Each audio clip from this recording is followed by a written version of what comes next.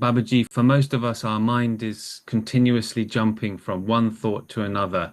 And Babaji, you've mentioned before that not even for a fraction of a second does it seem to stop, continually one thought after another. Can Babaji explain how the mind has become like this? This is a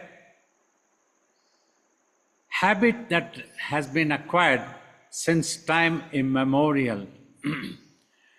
Without we have left it unattended, not taking care. Anything, when we start, we need to have a stop button also.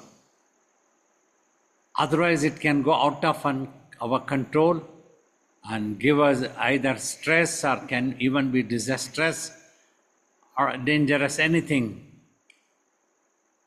Just like a car, a vehicle you are driving, you switch it on, you drive, you accelerate and drive, but you need to have a brake also. Switch off and bring it to a halt also must happen.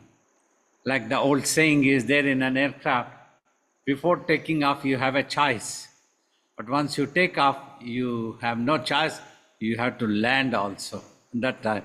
So that's what has happened. Long time negligence, I would say.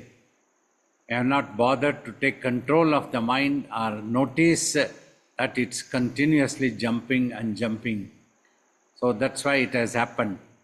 Well, conclusively, do not know when it started, how and why. Perhaps the presence of energy in the consciousness has made it to spin and go into imagination and become creative. A creativeness is always considered a good quality, a sattvic quality, because that is helpful to imagine, to be creative and achieve things or create things, run the world like that. But if that goes out of control, is not good. And here, particularly in case of the mind, we need to understand when we are creative means when we are imagining in the mind. Whatever the mind is thinking, that it is imagining. This we have to understand. When it imagines, thoughts arise. When it imagines, thoughts arise. So when it has become habitual and it's going so fast, we don't even notice that this process is happening. We imagine, thought arises. We imagine, thought arises. That's how thought after thought keeps arising. Continuously we go on imagining story after story, character after character, incident after incident, things after things like that. That we have become habitual and now we don't know how to stop. The problem arises when we feel the stress. If it gives unhappiness, if these thoughts could have stayed only in the happiness, then problem wouldn't have arisen, we wouldn't have bothered at all. But always it is not possible. This consciousness, thoughts, mind is made up of dualities. If it thinks good, it will definitely think bad also. So if it is giving stress, it will give happiness.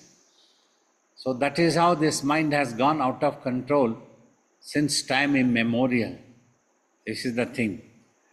In spirituality, a master teaches as soon as possible, get rid of these thoughts which have been stored in the subconscious state, which we call it as the acquired habits of the mind.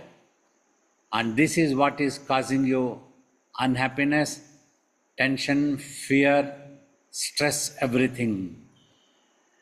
Any engagement with any other thing temporarily only can work like a tranquilizer, a temporary effect. You might be able to divert the attention, but you will not be able to completely overcome this chronic illness of the mind unless you meditate and achieve total silence, bring it to a close of all thoughts and visions. That doesn't mean that you will lose any ability to imagine or you will lose the mind. Mind is eternal, it's going to be there. That we can understand later when we go on discussing these things. Thank you, Babaji. Baba, on this topic of the thoughts arising in the mind, in the Yoga Vasista, I read a passage. I could share actually the slide with the sentence from the Yoga.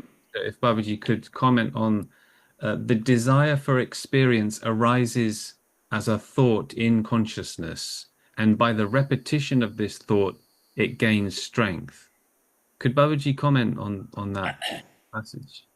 Yeah.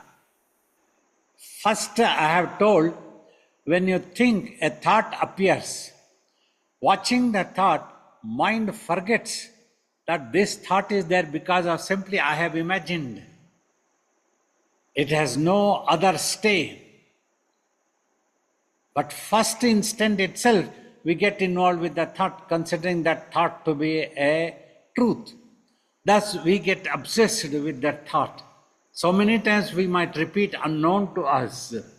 The more that we repeat, then that thought gains strength. Means it becomes more and more appearing as a reality to us. Many times I have told, say if you become obsessed with a particular thought and then go on thinking about it, whether it is a problem, whether it is a pain giving, you start thinking, we have a problem, this is a problem, this is a problem, then that problem starts getting magnified, more solid it becomes. The more that we think, we start thinking it to be a more real, then we will refuse to believe that it was only our own imagination. Instead we tell, no, the problem is there. That's why it is coming to the mind. It has taken U-turn, you see. We don't think that the problem is there because I have imagined, that's all. Instead we tell, the problem is there, that's why it is coming to the mind. We forget that we are imagining. So that's what in this paragraph of Yoga Vasista tells. The more you think about it, it gains more strength in its stress remaining in the mind. Thank you, Babaji. Yes, Babaji's spoken before about when we think about a problem, it becomes a problem, like Babaji just mentioned. Yes. It becomes a problem because Exactly. it's in our mind. Right. Yeah. So we go on thinking, yes, it is a problem, then it becomes more and more solid and it gains strength and it starts threatening us. It grows beyond like a huge tree, magnifies. And then we feel ourselves so threatened and so belittled in front of that problem that is simply like a ghost we have imagined, that's all. Thank you, Babaji. So if we can silence the mind whenever we want to, we wish to silence it, then we simply can be free of any mental problems, any agitations in the mind instantly. Exactly. One important point here I would like to say, if you have noticed, you gain a peace or a best happiness when you are totally unconscious of this world or unconscious of any thoughts arising, nothing arises. When no thoughts arises, like in a deep sleep. The deep sleep happens because if the brain goes into such strong sleep, very minimum might be active for it to keep alive, but no thoughts are coming. That's why no dream also is not there. It's a sound sleep, what we call it. So then you, as the mind, has nothing to catch. Because mind simply catches whatever the brain reflects. When there is nothing, it becomes quiet. Then mind also temporarily stops thinking. But one thing, it has not given up its habit to think consistently. That is the problem. Otherwise, everybody sleeping could have become a yogi. They have become merged with the self. That doesn't happen. Temporary happiness happens because temporarily mind is unable to think anything without the help of the brain, and it appears to be unconscious for anything. It doesn't know anything, thus it is happy. When it comes out also, it starts thinking, oh, I wish I could have slept more. If you are given a choice to sleep when you are feeling so sleepy, even $1 million will not be that tasteful for you. You'd like to sleep, go on sleeping for some more time. Maybe a couple of hours more we can sleep if there is no office work. So that's what we start thinking. That is how in meditation, the basic teaching that we try to tell is to achieve silence of the mind. When you achieve silence of the mind, you gain control over your mind. Means after that, when you want to think, you can think. When you don't need to think, if you have no work, you need to relax and sit down. At that time, you don't have to think anything. Just relax. That will become possible when you practice this meditation that we teach, that you practice in such a way that you try to keep quiet. That's what the watching in between eyebrows means. In other words, simply I can tell, just practice to remain quiet. But that will sound very funny. People won't understand if I just tell, instead of this, watch him, concentrate your mind and sight in between eyebrows and practice to remain quiet like that. Then also it can be confusing. When I am watching in between eyebrows, how can I keep quiet? Then thoughts are coming again. That's why we use the word watch. That's why the technique, since very, very ancient times of Rigvedic era, that was evolved and practiced, which Lord Shiva gave to our master Shiva Balayogi. He gave this technique. Means just watch, means unknown to you, watching means you are practicing to keep quiet, not getting involved with the thought, not trying to create any further thoughts, just watching. Then you gain the peace also, and you become the master of your mind. You gain control. That's what Swamiji used to tell. Mind control, meditation for mind control. Mind control means this is what it is. You control your mind. No other power has to control. It is not like that. Some people misunderstand. Will some ghost, somebody else, or the Guru control our minds? No. We don't talk about such hypnotizing effects. It has nothing to do with spirituality.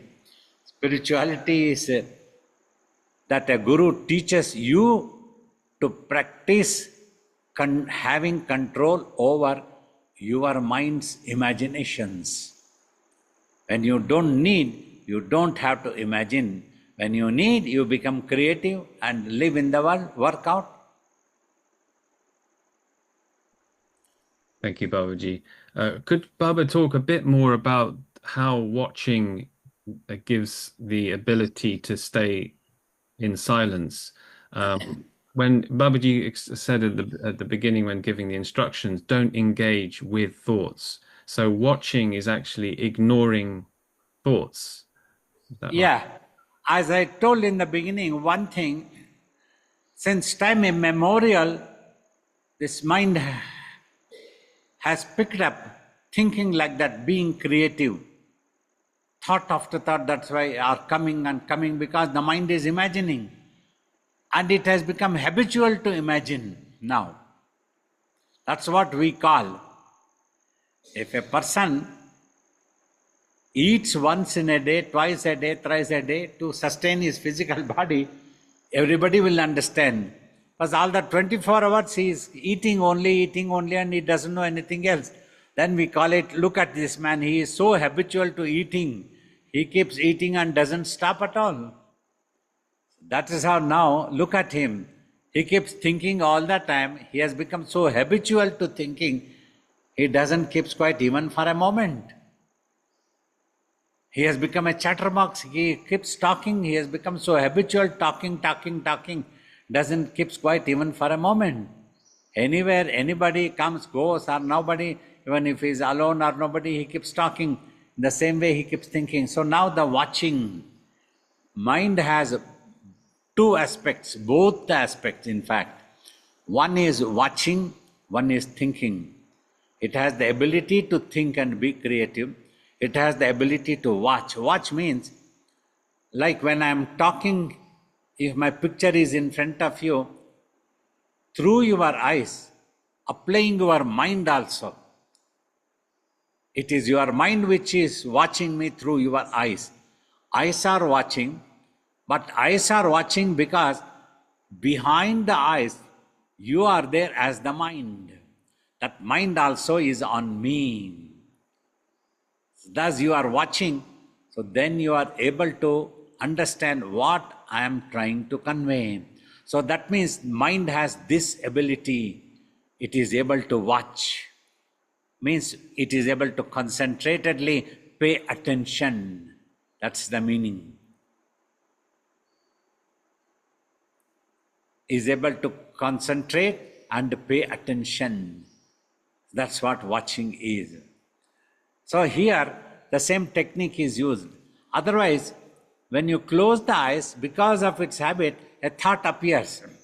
You cannot make out whether the thought appeared from the brain or you are thinking, that's why a thought appeared. You will be confused. But mind also has a tendency, when one thought appears, in whatever way, whether you imagine a thought appeared, watching that thought, your mind has a tendency to analyze that thought also. This is good, this is bad, why this, why not something else, like that. It gets involved with that thought, thus creating another thought. That is how thought after thought, then it goes into 1, 2, 100, 1,000, millions and billions and millions and millions, and it goes on, no ending. It appears it's impossible to stop this mind. It is no ending. The mind keeps going. Hardly people would bother how to stop this mind. They don't know what is it that is not stopping. It is they who are not stopping. They think that my mind is not stopping, but the mind is you only. Mind is that self only. Means you have become habitually to keep thinking. That's why thought after thought is appearing within you. You are imagining and thinking. You get to see something and you imagine about that. Like you get to see something of this world. Then you imagine about that one. So like that it continues. It never becomes quiet. This gives rise to unhappiness, stress, fear. If there is a fear, it magnifies a fear. And it magnifies a problem by sheer imagination.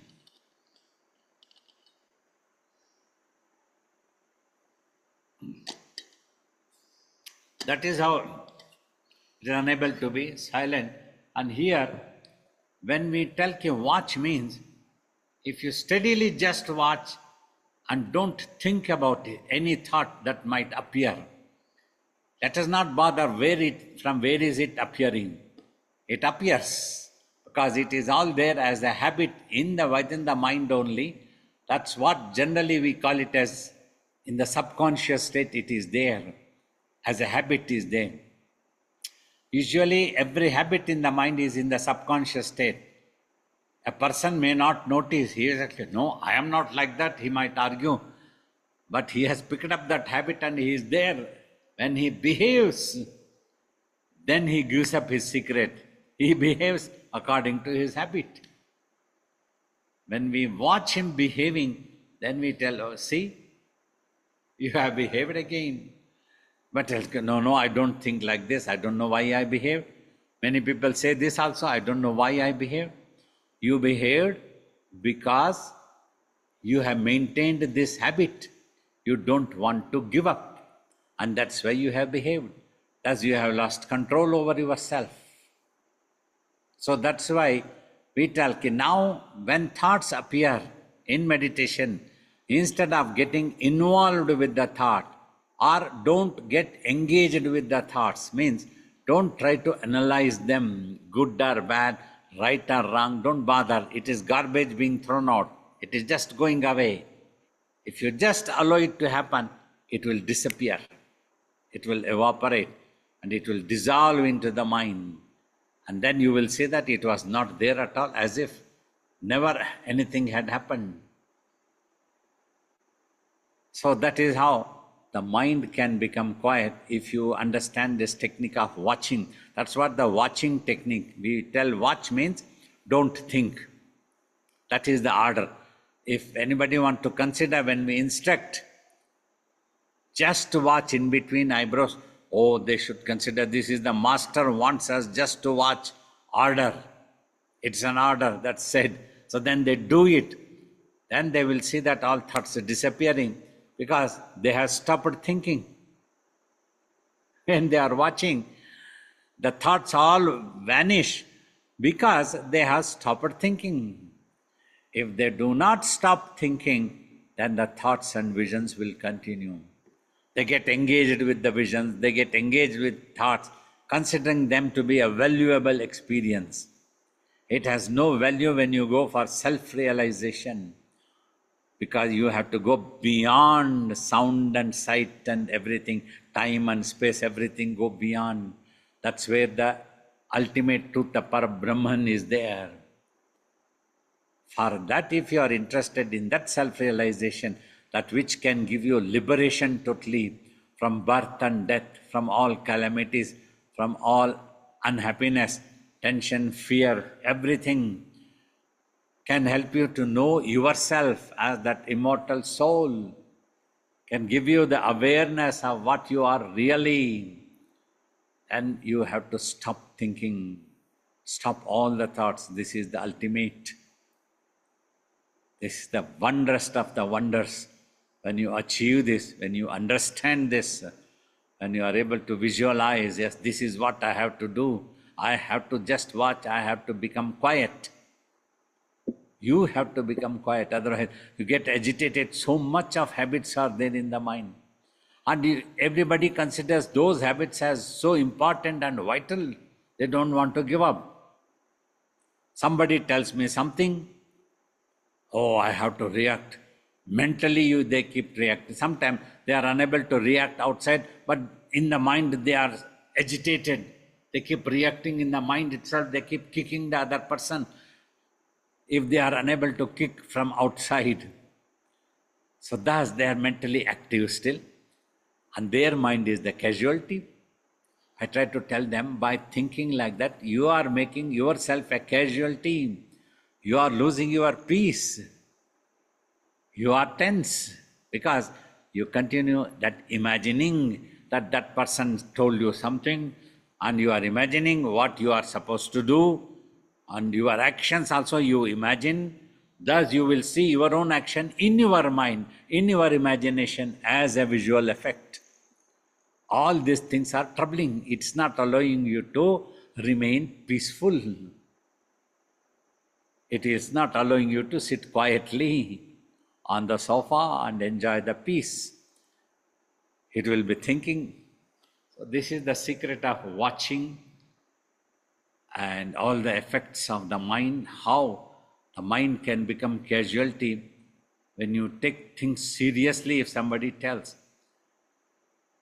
if it's possible, then and there itself you tell something and then forget about it. Don't carry it in your mind. Then also you can have peace. You tell something also, you will be carrying, did I do the right thing or shouldn't I have told anything? Why did I allow that person to tell me like that? Why is that? Now, when somebody talks nonsense about us, it gets erased in our mind, and I cannot keep it anything. It's finished, it's over, it's done. Time to forget about these things, it's all gone. But that person has gone, that's gone, he gone, that's it. Why should I keep carrying in my mind that, oh, he is gone, he is gone, he is gone? No need, it's over. So like that, you practice long-time meditation regularly. One day when you are able to do tapas, this is what you can achieve. That's how at peace all the time you enjoy that supreme peace. And in addition to this peace, you are aware of yourself as that infinite soul. That amazing. So that's what I keep talking. In your mind, in the midst of millions of thoughts, listening all of you, in your mind, in the midst of millions of thoughts, there is one thing, that is the consciousness of your own existence. That is not a thought, that is a reality. The rest, all millions and millions, are all only imagined thoughts, which has no existence value at all. But this consciousness of existence, you cannot remove it. You keep quiet, you achieve the best of silence, you are there. You are there and you are the one who has become silent. That cannot disappear. See the amazing thing. Now you appear to be nothing, but you are there. That's how in Yoga Vasistha tells, it is there and it is not there. Now when you have achieved silence, you appear to be nothing, but you are there. You are aware that you are peaceful.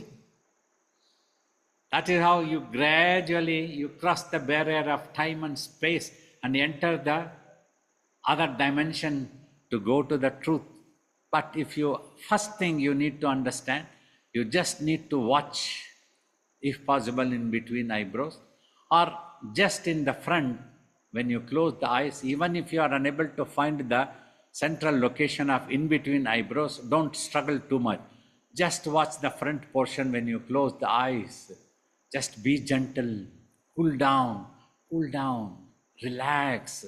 Let the thoughts come down first, and the eyeballs will come on its own to one direction. That is afterwards.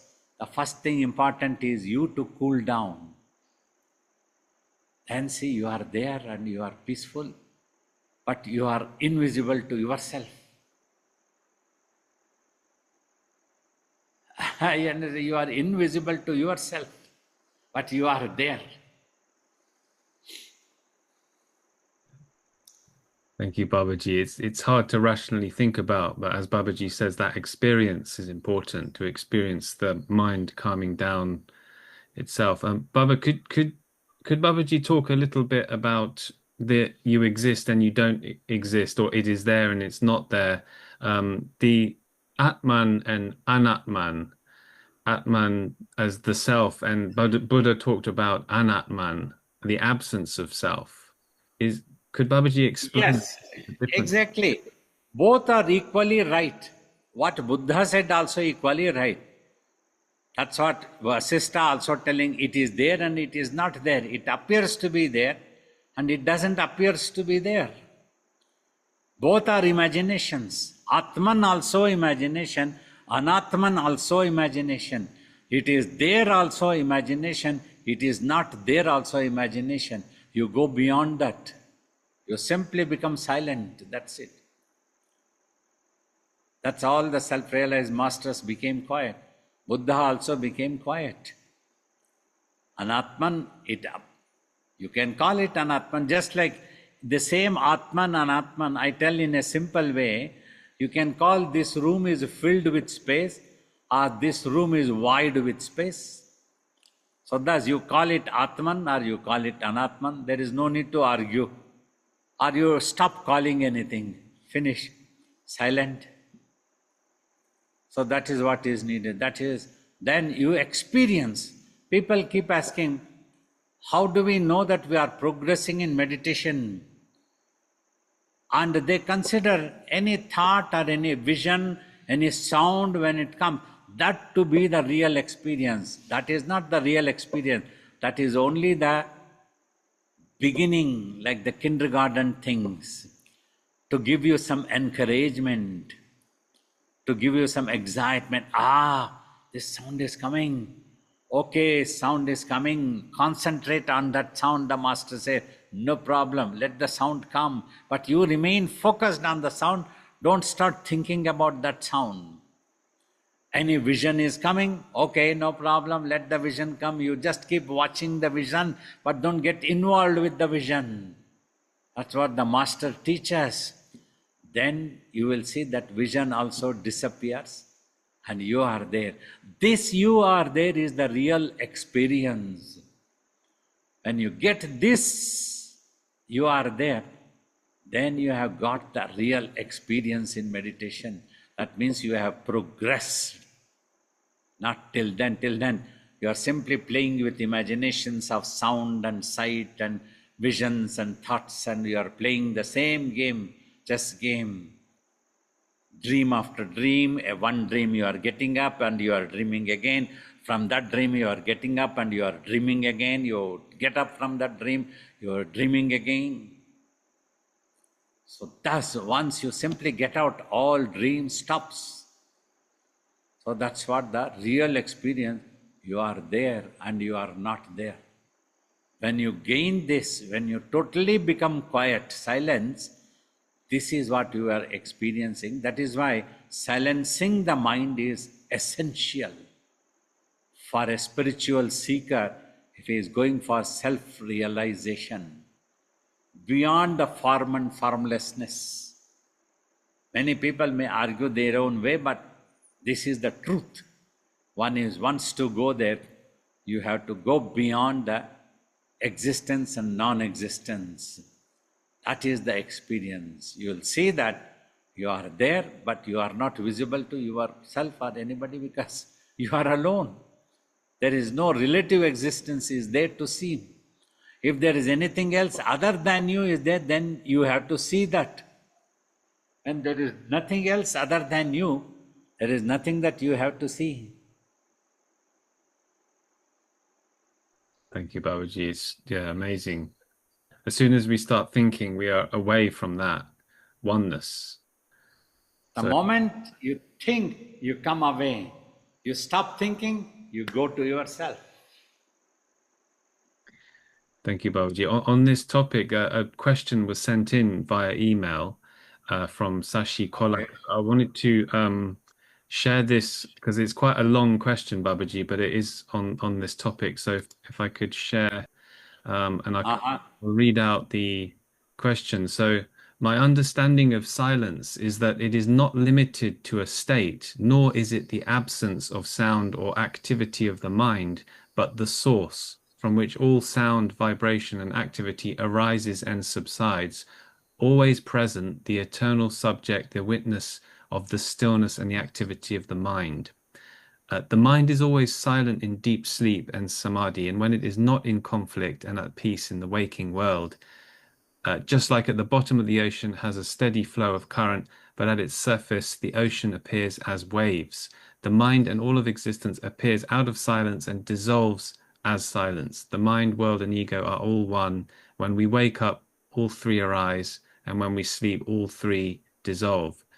In this context, what does it mean to silence the mind?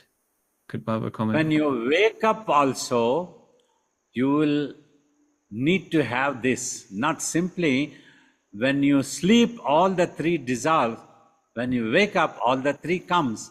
But when you silence the mind through the practice of meditation and eventual tapas, when you are awake also in your language, all the three are silent.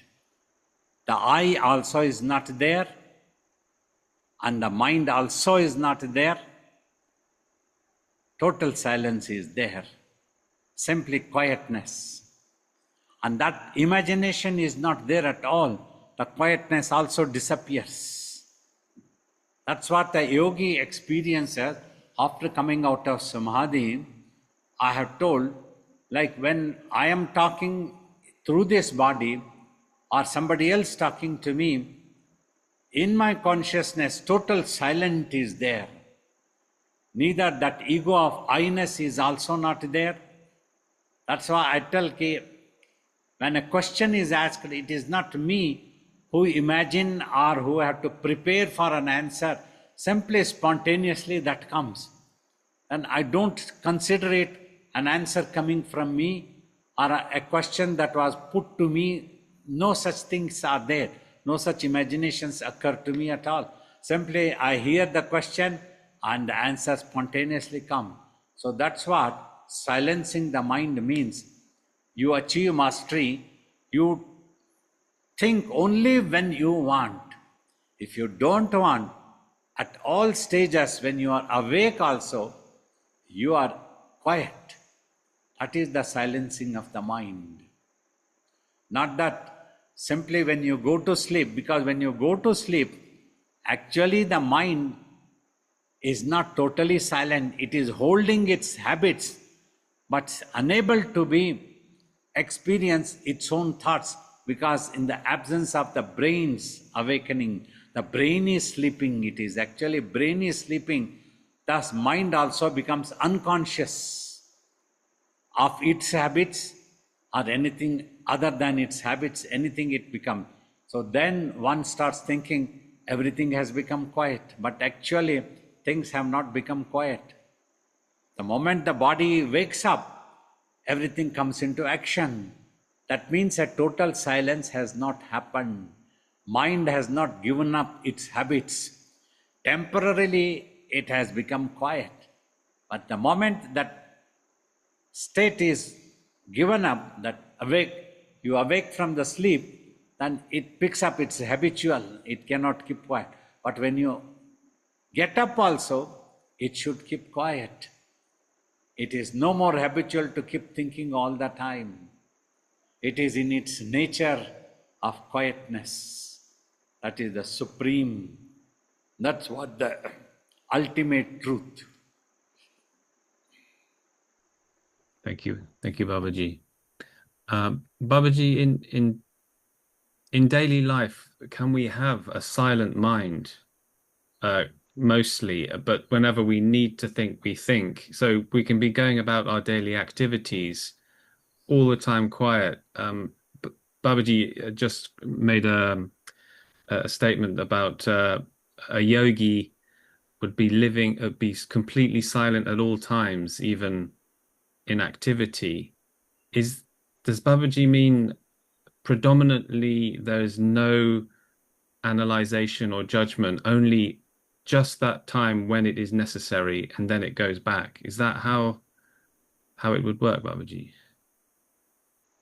Yeah, you see, what we saw, it takes a bit long time to totally quieten the mind and settle into the self. That is the sadhana of meditation and tapas we call. It takes time to totally achieve that one.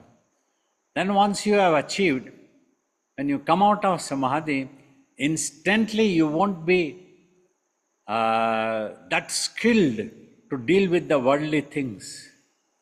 It could be dazed for you for a while. Slowly and slowly you pick up. When you pick up, you try to do it only to the minimum required, but don't get further involved. You are not going to create anything for yourself. Anything that comes, this body has to do, mechanically does. You are here as Zen and you have prepared a question, the answer comes. Otherwise, I can keep sitting for another 1 hour. If you just want to watch me sitting, 1 hour you meditate from 5 to 6 o'clock India time. Another 1 hour, 6 to 7, if you just want to watch me, I can also keep sitting quietly. But if you want to hear me, you ask a question and answer comes. So this thing I can see mechanically happening, but the mind doesn't come into activation. It doesn't go into recognizing anything, analyzing anything, or making any judgment. Thus, it has lost the doership also. It doesn't make any judgment. There is no such thinking or analyzing that that I is there, that I has done some great job, that this thing doesn't occur at all. Even if you are the emperor of the world, it doesn't occur to you that you are the emperor of the world. I would like to say here, it may sound funny, for the divine, it would never occur to the divine that it is divine. Just simply in the Mahasamadhi, that's it. This may sound funny. In this world, for anybody to be active, an ego of recognition is necessary. A person has to think, I am the chairman now. Everybody has to call me a chairman and listen to me. This ego has to be there. then they start working. But in self-realization, all this disappears because you have got that thing. After getting that which, you don't need anything else. You don't need the chairmanship. You don't need the emperorship. Nobody can give you happiness. You are already happy. No power, no status can give you happiness. Thank you, Babaji. I just saw a quote from Babaji, which is really, I thought, very inspiring. Babaji said, "Take a decision for the sake of taking a decision, then work. Once you have worked, then keep quiet. What has to happen will happen. That's all." Yes, that's what I've said. When you take a decision, just take decision. Don't keep worrying whether this decision is going to be right or wrong. People tell me how to take a right decision, how to make a right judgment. I have started telling frankly, there is no such thing called a right judgment or a right decision. Because in your definition in this world, when you take a decision, if that decision for which you have taken a decision, if that works according to your decision, then you start thinking your decision was great. Otherwise, you will be disappointed. Oh, my decision was a mistake. All these works one after another. If the decision was taken and it didn't work, the decision why was taken also doesn't occur. Whether it works or it doesn't works also is no problem. It didn't work. I initiated him into sannyas. He gave up the sannyas and go away. That I don't have to be worrying. Why did I initiated him into sannyas? Why did he give up the sannyas and went away? Why would I be thinking all this? Why would I lose my peace? Just keep quiet. And no, nothing to regret that I gave him sannyas. I just gave him sannyas he wanted. And he wanted to go away. He went away. Like that, decision means. People but regret, they start holding their head. Oh God, I did this one, but he did this to me. They ran away and they did all this. They criticized me. They have accused me. They have abused me. So much of worries they keep. These things doesn't occur to me. Nothing is there in my mind at all. So I'm carrying on my work. Same early morning I have to get up. This body has to do yoga, some attending the emails and having a bath, some chant, some doing this, some breakfast, go on working. The same thing has to happen. For which do I need your criticism or your praise? Either way, it doesn't make any difference for me. I will be doing. Whether you praise me, I will be doing. You criticize me, I will be doing. You don't do anything, you remain in your peace, I will be doing. So this status to understand is not easy. So that's how this practice has come. One practice was that long time we practiced meditation 7 to 8 hours, 20 years and then 5 years, 18 to 20 hours. And everybody called that he has become a yogi, some beard has come, some matted hair has come. That's when they started calling me a yogi. Before also what it was there nobody knew, nobody saw. That's why they didn't call anything. They saw the beard and they called me a Swamiji. Afterwards, 25 years we have been traveling. Then learning is happening.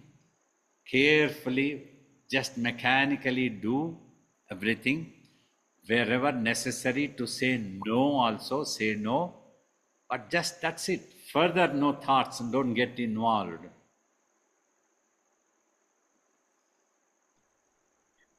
Thank you, Babaji.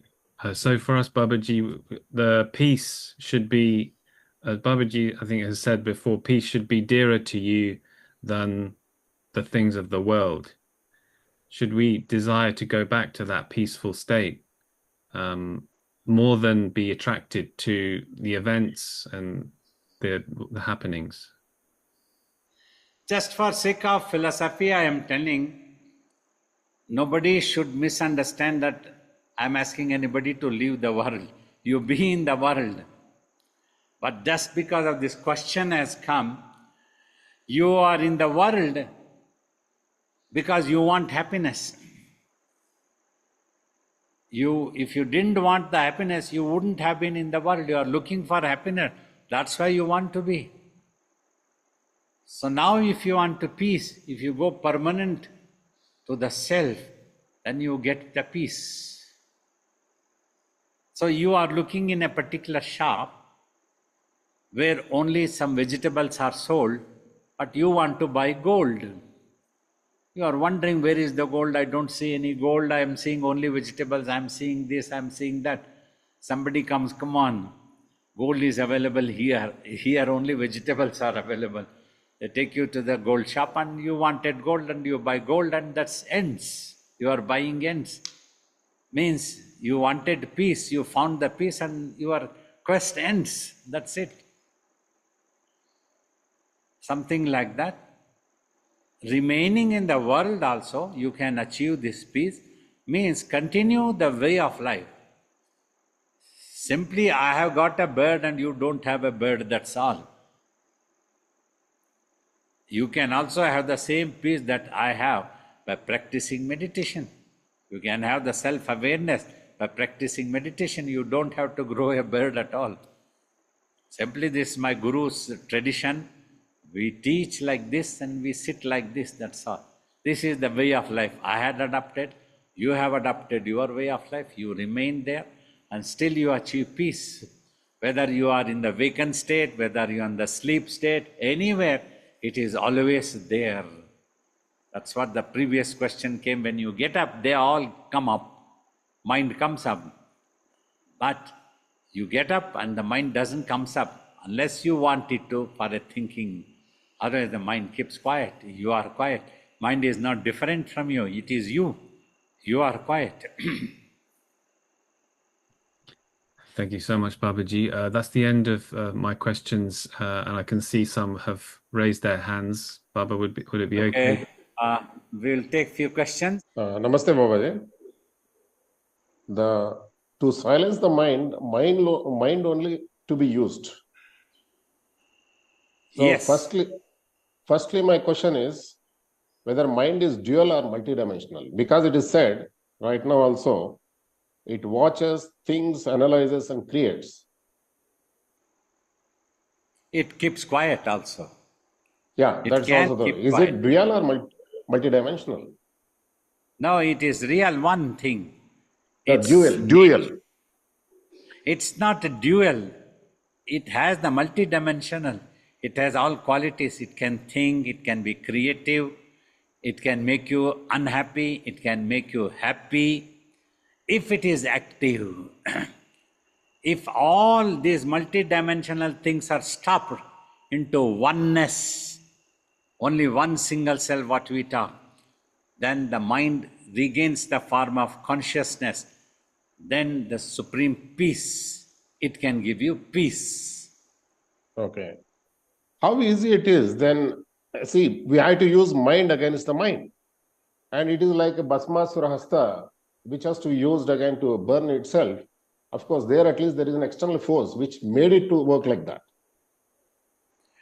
You don't have to make the mind go against itself. When it is into imaginations and into stress, it is against itself by becoming habitual. And you have to realize you are that mind, you simply have to become quiet. There is no second thing to go against one against another. Mind is one thing, it has to become quiet simply. And you will realize in the process that that mind is you yourself. You don't have to go, you have gone against yourself when you have lost peace. Now you become quiet. You are your friend. That's what. Remember in Bhagavad Gita, Shri Krishna says ki Atman is the Atman's best friend and Atman is Atman's worst enemy. You are your best friend when you become quiet. When you are unable to remain quiet, you are your worst enemy. It's like that. No dual things are there, one to go one against another. So handling that is not such easy thing, right? Though it is not easy, it is not impossible. It has become habitual. that habit needs to be stopped. That's it. So once you understand the technique and just watch like this. Now when you are you watching my picture on your screen? Yes. Yes. For a moment, just watch and try not to think anything. Yes. You find, yeah, the same practice in meditation, you continue, make it longer, longer, longer. So thus the practice of remaining quiet for longer would be possible. A moment that you experience that you are just watching and not thinking anything, the same thing, if you do it, you achieve, that's it. Good. Thank you. Pranams, Babaji. In understanding there's no right or wrong decision. I understand it in terms of if my measure is whether it goes how I want or not is how I decide whether it was a right or wrong decision. I understand if that's the measure, then that's not really sound. But would it be a right decision in you tell us that our responsibility is taking care of our body, our mind, and each other. So if I'm making a decision to take care of my body, my mind, or each other, would that be a right decision? Like if I'm deciding to meditate each day for an hour or two, would that be considered a right decision? You see here, every decision cannot be analyzed. That this is right decision, this is not decision. When you ask simply, a guru can give his opinion. But what it can be helpful to you is, if your mind is not confused, it is more clear and more concentrated through the spiritual practices, you will definitely be able to take a better decision. You'll be able to see a larger cause, a longer benefit. You won't go for a shorter win of the battle. You will go to win the war. That type of old sayings are there. No? You will gain that ability. You will see, oh, priority, this is first necessary. Then I can attend to that one. These things will automatically come. In the process, if there is any failure, any wrong thing, if it doesn't happen according to your expectation, you will not have any regret. You will have a satisfaction, you tried your best. You took the decision and you did it, that's it. That is how we try to teach. I think I understand. So less thinking about whether I'm doing the right or wrong thing and more just practicing, and then the right thing will just come. And I don't need to be. Exactly. Yes, that's what I mean to say. Pranams, Babaji. Uh, Babaji, can you explain what is this technology in watching that slowly the observer and the object start splitting? Like, You see, the first thing itself, when we ask you to watch in between eyebrows, we are just telling watch at one place, but not asking what is it that you have to watch. These two things are different. This is the finest point of this meditation technique. We are asking you to watch in between eyebrows, not telling that you have to watch only the in between eyebrows. So you just watch there. So when the mind starts watching, slowly it understands it is trying to watch itself. It has nothing else to watch. Because in between eyebrows there is nothing for you to watch, unless you imagine that you want to watch a certain personality, a certain thing. There is nothing is there. This is the real secret one has to understand. So thus, when you try to watch in between eyebrows, means the mind is trying to watch itself. Another point, as I had told, this mind is made up of consciousness and energy. Consciousness, wherever you apply your consciousness, you can become aware of that.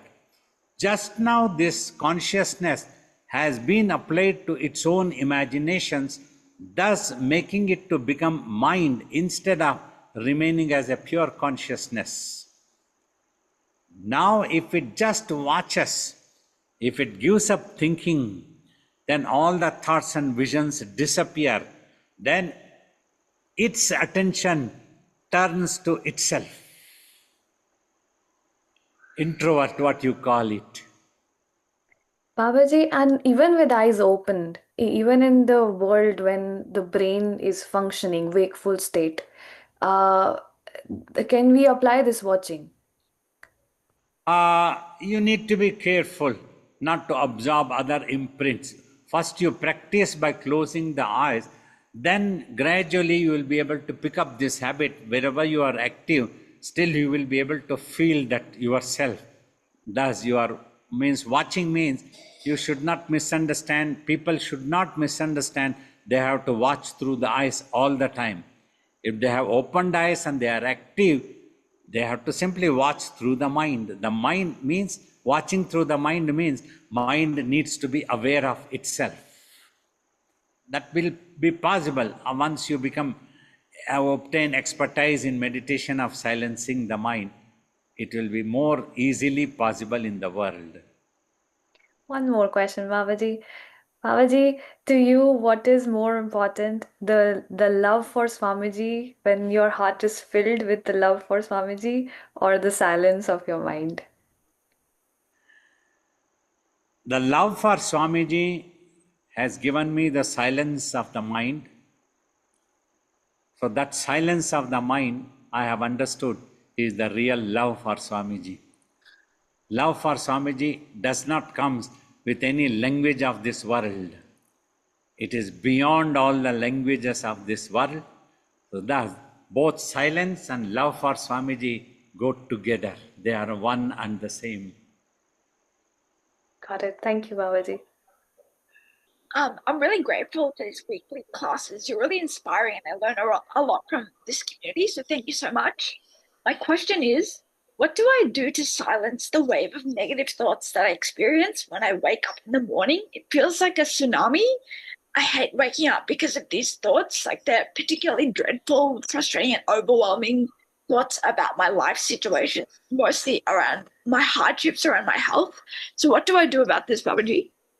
You see, other than meditation that you practice 1 hour, when you get up in the morning, if negative thoughts are coming, you need to try to divert the attention.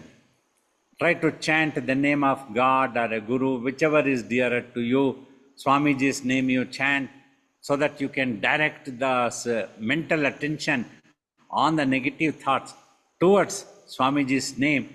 Then the negative thoughts will lose its effect to be there and it disappears. So like this, you can take help of any such chant, devotional songs. Music can be a very good therapy to divert the attention. So chants, they are all very good. Chanting also is very good. Learn them. Or you keep yourself busy when you are awake, when you are not meditating. Try to keep chanting anything. Remember the name of God and try to listen or sing the devotional songs. That will be helpful. Thank you so much, Babaji. I can hear you. Yeah, Babaji, I was just wanted to go back to that question, which was very beautiful intellectually. Just wanted to ask you that according to our scriptures, it says that the mind is active in all the 3 states. Jagrat, which is a awaken means a wakeful state, and mind is active when we are in deep sleep, and the mind is active during the time of dreaming also. So the mind is awake, means it's always active. It never is in the silence. It's always, but only the potency through our brain we experience the different potency of the activity of the mind. And if I'm understanding you the mind means what you refer is our thoughts. Yes, when there are thoughts, the consciousness comes to be known as mind. Yes, yeah. So the consciousness, when it's in its purest form, when there is no vibrations of the thoughts in the pure state of being, is the state of a jnani. Am I understanding? Yeah, it will be totally quiet in It will itself. in itself, when there is a no vibrations of the thoughts, that state is the state of a pure being, which is the awareness in itself. Yes, yes, exactly. So it speaks very loudly that the ego, if there is an ego, and when there is a duality, when I recognize myself, the mind will be active. Yes. If the And as mind long stops, the I also stops. yes, Baba. So The I this is is there because the mind is there. so there is no difference in your thoughts and in your ego. Yes. So Every thought is considered an ego in spiritual terms. yes, Baba. Thank you, Baba. That was my question. So that means all my thoughts are reflection of my ego. And as I go back and become one with the self, my ego also disappear. Yes. Because one realizes when the ego is there, a thought is there, that thought is considered as an ego because you consider that thought to be a reality. Yes, Baba. That is the Yes. ego, it gives an ego. That ego Yes. is coming because the I is there in the back door. That is Yes. holding the thought. Yes, Me Baba. and mine, I and my thought. That is how Yes. the ego comes. And So for that's a when the jnani, this both disappears. When the I is not there, I keep telling the Hindi, na rahega baans, na bajegi bansuri. If the yes, bamboo Baba. is not there, there is no flute to make sounds. Yes. So as long as there is a duality, so you are not as your pure being. You are in the duality of your thoughts, and you are unable to recognize yourself as your pure consciousness. And Yes, and Baba, that's the biggest secret. When the mind is concentrated, we put our best effort, and when the mind is in overthinking, we just lose the battle. Am I that's understanding what correctly? happens. That is what happens. Yes, That's Baba. what Thank you, needs Baba. to be given up. Thank you so much, Babaji. Pranams to you. Yes, so please ask Babaji the relationship between brain and mind, because in one answer he told us when brain is sleeping, mind becomes unconscious. So if the brain isn't functional, what happens to the self or consciousness of existence? What I tell, when the brain is sleeping, the mind becomes unconscious of the surroundings and the world. But it is holding its habits. That's why it will be there as the mind. It has not yet become regained the form of pure consciousness. The I and the thoughts, habits are all there. Mind's habits are all there. That's why I tell during sleep, a person cannot become a yogi. The brain has to be alert and the mind needs to be cleared totally. Thank you, Babaji. And one more question from Mukta. Yoga Vasista talks about two methods of liberation. One is via self-knowledge, restraint of mind, silence of thoughts, and another is restraint of life force. Does Jangama Dhyana also restrain the life force or just silence the mind? Just silence the mind is good enough. It will take care of everything. Thank you, Baba. So wonderful. Some very lovely questions came up today, giving me an opportunity to express my opinion or my experience or whatever it is. It has come out. Hope you all will have the best understanding to silence the mind and one day achieve the self-realization.